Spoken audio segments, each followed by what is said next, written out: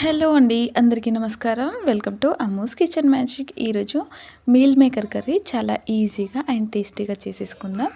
ముందుగా అయితే మసాలా ప్రిపేర్ చేస్తున్నాను. దానికోసం అయితే మిక్సీ తీసుకొని అందులో 4 యాలకులు, అలాగే 4 నుంచి 5 వరకు లవంగాలు, ఒక బగారాకు, అలాగే 1 ఇంచు దాల్చిన చెక్క, ఇందులోనే 4-5 కాజులు, అలాగే ఉల్లిపాయలు, వెల్లుల్లిపాయలు కూడా వేస్తున్నాను.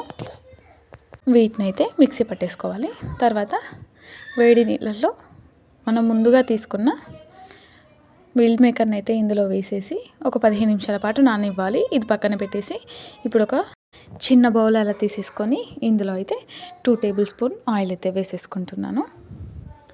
ఈ ఆయిల్ హీట్ ఎక్కిన తర్వాత ఇందులో కొంచెం సాజీర, అలాగే కొంచెం జీలకర్ర వేసి దాన్ని కొంచెం ఫ్రై అవ్వనివ్వాలి. 1/2 టేబుల్ స్పూన్ తీసుకున్నా సరిపోతుంది.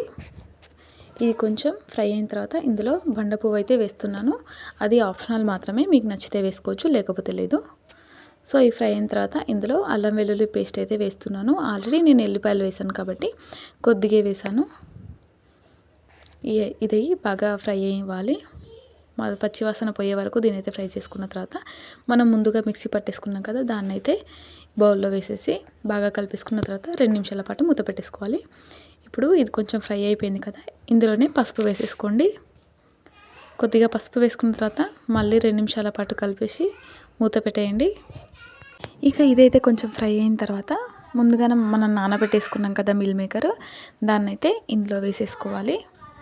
ఒకసారి దీన్ని అంతా కలిపేసుకోవాలి. ఇందులో వాటర్ అలాగే ఉంది, నేను మంచినీళ్ళే పోసాను కాబట్టి దాన్ని వంపేయలేదు. సో దీన్ని బాగా కలిపేసుకున్న తర్వాత మళ్ళీ 2 నిమిషాల పాటు మూత పెట్టేసుకోండి. తర్వాత చూడండి ఈ విధంగా అవుతుంది. ఇందులో టేస్ట్కి సరిపడా సాల్ట్, అలాగే కారం ఎక్కువ తినాలి అనుకునే వాళ్ళు ఎక్కువ వేసుకోండి. నేను ఆల్రెడీ మసాలాలు అన్నీ వేసేసాను కాబట్టి కొద్దిగానే వేసాను.